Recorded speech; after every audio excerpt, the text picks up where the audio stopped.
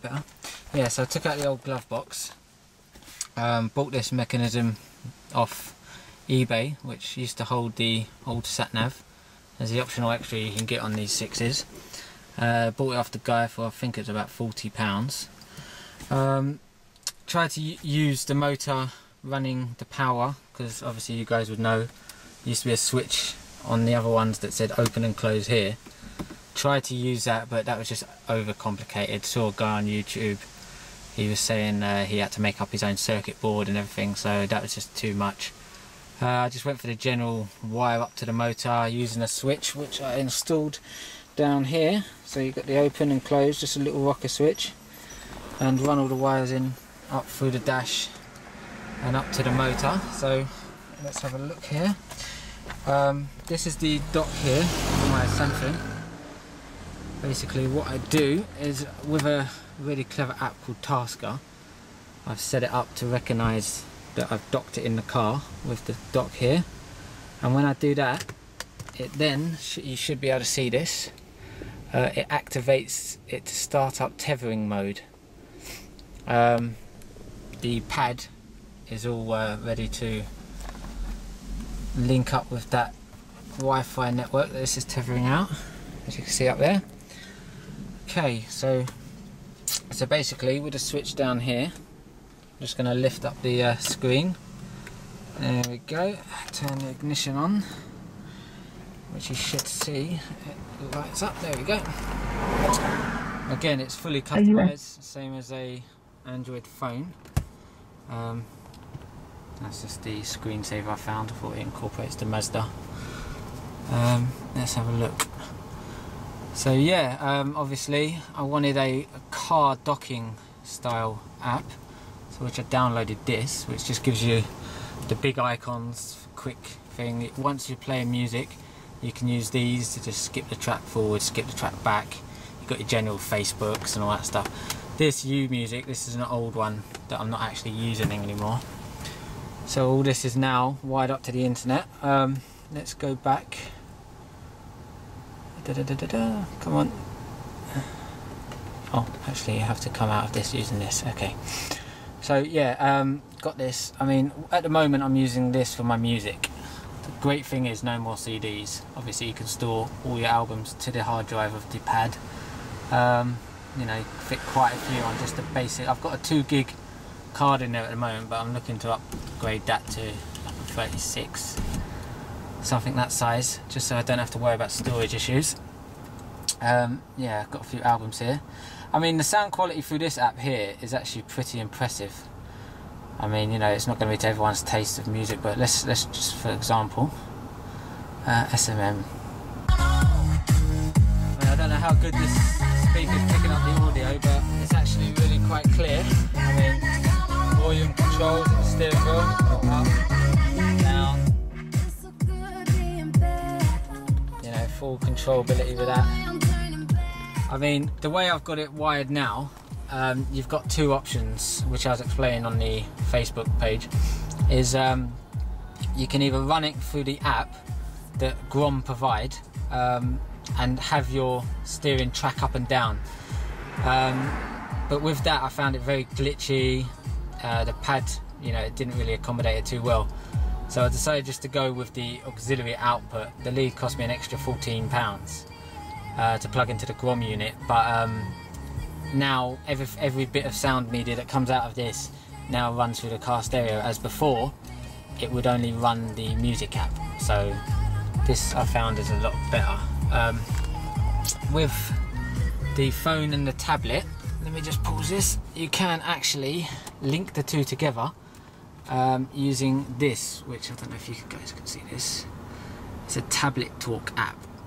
This runs through your Bluetooth or your Wi-Fi, and what happens is this will then pair up through that, and all your messages, your phone, everything comes into your pad, and obviously using the mic of your phone that's docked will pick up your voice and everything for phone calls.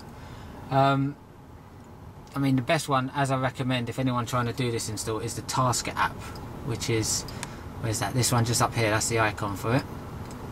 This lets you then reprogram your Android to pretty much do whatever you need it to do. Like on for instance, when this notices I've got no power, it shuts off the screen, like which I did with my phone, which is when it notices dock, then it sends out a tethering. So basically this is everything. I mean, I'll show you. It's quite cool having the Talk app. What I'll do, again, I'll just start the car. Here we go. And what happens with the Talk, again, everyone who's got this on the Android will know that through a Bluetooth dongle that just goes just down here, it talks to the engine, tells it all its vital statistics, and I mean, this is the, how would I explain that? That's just the screen that I have with these options. So I've got my revs, my coolant level, my boost, 0 to 60 timer. Well, we've got volts over here, and then throttle position. I mean, you guys can set this up how you want it. I mean, you know, there's pages and pages that you can do. It's just endless play around with that. You know, it's all real time, as you can see. So there's me pressing the accelerator, but I believe you guys have mostly got this app anyway. So there we go, back up from this. What else is really cool about this? The actual thing of having digital radio. I mean, you've got your normal radio stations, but nowadays everybody's going digital, and the radio stations are all going digital. And I mean, one of my favourite music was History on Kiss FM, and they obviously have a DAB radio station of History, and it's 24/7 History with rarely an advert, so you haven't got all the adverts coming in every 10 minutes. And it's actually changed the way I listen. I mean, the other day I was listening to a radio station in LA, New York, and I do that through this thing here, which is called TuneIn Radio. Let me just have a look here. There we go. So I'll click on this. Come on, camera focus. There we go. Yeah, so again, it's like, you know, you've got every radio station on the planet in your car now. This is not focusing. There we go. Anyway, quick demonstration. So there's the history. So if I go to my favourites that I've got here, I mean, the next upgrade to this whole thing would be the Samsung S4, obviously with 4G Wi-Fi rather than this slow 3G. I mean, let's jump onto the history.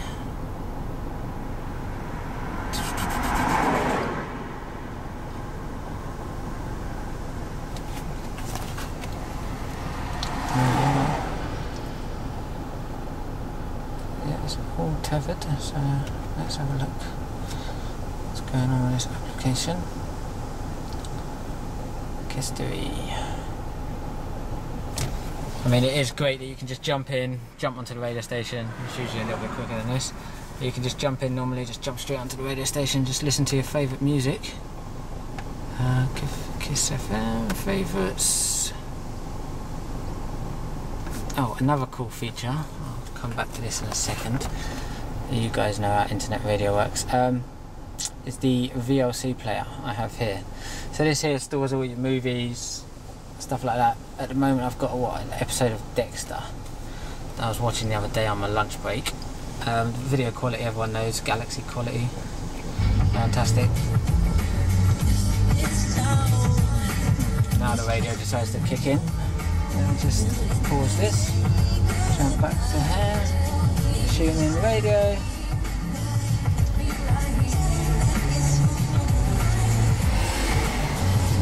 Stop this, there we go. So now VLC. Yeah, so again you can hear the audio in the car. It's good to see you taking the initiative, like any good sergeant should. Oh. You got my task back? You nailed it, bro. I mean, that's a great program. Stick your grin off your face before Miller sees it. Everyone knows that. So that's that. I mean, obviously, again, great thing to have in your car is YouTube.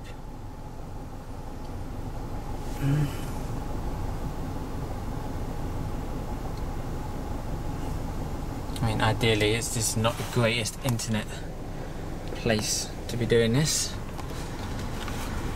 Here we go. So, this is my YouTube account. Let's have a look. There we go. And yeah, you can just sit here and watch all your YouTube videos with the sound obviously going around the car. There we go. Yep, I think I've covered everything. Can't think of anything else. I mean, if you guys have any questions or anything, just ask.